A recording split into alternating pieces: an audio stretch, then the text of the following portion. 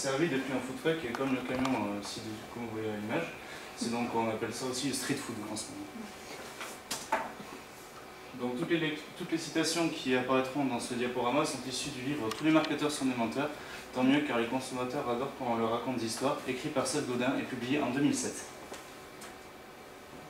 Donc tout d'abord, je vais faire un bref rappel de mon arbre de segmentation. Donc il faut savoir que j'ai segmenté ma population autour de l'île de France, étant donné que je souhaite m'implanter à Paris. Donc en critère numéro 1, nous avons la phobie des insectes. En critère numéro 2, nous avons la sensibilité aux nouvelles saveurs. En critère numéro 3, nous avons la sensibilité au fast-food.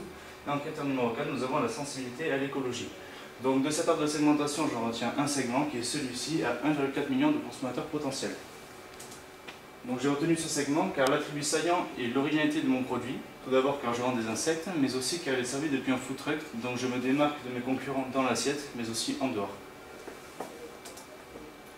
Donc mon objectif marketing il est étalé sur un an, il est d'atteindre 0,02% des 37% des parts de marché déjà détenues par les fast-foods dans la restauration rapide. Cela me fait un objectif de 296 000 repas servis en un an. C'est un objectif assez ambitieux, mais selon de nombreuses études, les food trucks et le street food sont en plein essor, donc il est vraiment réalisable. Donc, je vous rappelle mon positionnement de mon produit, qui est donc le caractéristique de mon produit, ce sont les plats à base d'insectes, mangés rapidement, servis avec un food truck avec des produits de qualité et un prix attractif, qui répondent bien évidemment aux attentes du marché, qui sont de manger rapidement, sur place ou emporter, avec des produits de qualité et un prix attractif. Donc j'ai choisi d'utiliser une stratégie pool, étant donné que nous avons affaire à un achat peu réfléchi. Les consommateurs consomment directement les plats sur place, donc ils nécessitent de peu de conseils en point de vente. En revanche, la communication est un facteur essentiel dans cette stratégie. Donc j'ai décidé d'appeler mon produit au gris-gris, donc pour faire référence aux grillons et donc aux insectes. C'est plutôt un prénom marche sympathique. Ouais, voilà, je l'ai trouvé. Elle ne se moque pas. Non, j'ai pas de souci. Donc je vais retourner mon produit. Donc, ce sont des menus avec des plats à base d'insectes accompagnés d'aliments bio et d'une boisson bio. Donc mes clients auront le choix entre trois types de recettes qui sont les salades de chèvre chaud au grillon, l'omelette au vert ou encore le bagel au vert, étant donné qu'en ce moment c'est tendance les bagels. Donc il faut savoir que les clients pourront choisir les aliments qui accompagnent leur recette. Donc imaginons qu'ils choisissent la salade de chèvre chaud au grillon, ils pourront choisir de rajouter des salades, des oignons, du maïs, des tomates, enfin bref tout ce qu'ils désirent. Et aussi l'assaisonnement des grillons. Donc je propose nature, au curry, à la cerise, au miel pour bien se marier avec le chèvre chaud et au choupister. Est-ce que quelqu'un connaît le choupister? Vous avez déjà goûté les grillons? Non. Allez.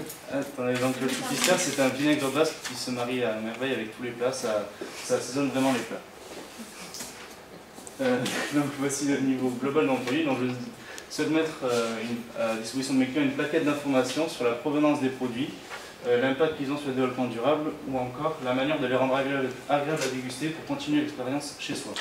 Et je souhaite aussi mettre une carte de fidélité, donc par exemple pour 10 menus achetés, le 11e est offert pour fidéliser la clientèle. Donc le niveau de générer mon produit est le sentiment de lutte pour la protection de l'environnement. Donc mon prix menu, donc je me base sur un prix fixe pour les 3 menus. Il est fixé à 8,50 € TTC, c'est donc une politique de pénétration, car il faut savoir qu'en moyenne, les food trucks exercent des menus à 11 €. Donc je souhaite donc me mettre en dessous de ce prix pour attirer le plus de clients possible. Mais aussi, il faut savoir que les insectes coûtent moins cher que la viande traditionnelle, il est donc plus facile pour moi de pratiquer des prix bas. Donc mon cycle c'est donc une distribution directe, étant donné que je sers directement les plats aux clients. Et comme vous voyez sur l'image, je souhaiterais m'implanter dans le quartier de la Défense, qui est un quartier d'affaires. Il y aurait donc beaucoup de postes déjeuner et donc beaucoup de clients potentiels. Et l'avantage d'un food truck, c'est que je pourrais me déplacer où je le souhaite en fonction des saisons et des clients. Donc mon chiffre prévisionnel, il est je rappelle que je veux servir 296 000 repas en un an. J'ai donc fait le prix hors taxe sur le nombre de repas vendus, qui donne un chiffre d'affaires de 2 96 666 €. Donc mon budget de communication, il s'élève à 5% de mon chiffre d'affaires, soit 225 800 €. Il faut savoir qu'en moyenne, dans la restauration rapide, il est conseillé de prendre 3 à 4% de son chiffre d'affaires pour la communication. Mais étant donné que je suis une marque nouvelle et que je dois me faire connaître sur le marché, j'ai décidé d'appliquer à 5%. Donc je vous détaille ici mon budget. Donc il y aurait 10% pour la presse. L'affichage métro le plus important étant donné que je suis à Paris avec 50%, les prospectus sont à 2% et Internet avec des styles comme Facebook à 38%. Donc je vais terminer ma présentation sur une citation qui est « S'il faut souvent attendre une éternité avant que des solutions efficaces soient mises en œuvre, c'est que la peur du changement l'emporte sur les risques que représente le statu quo. En d'autres termes, les gens attendent d'avoir une crise cardiaque ou de devenir diabétique pour se mettre au régime.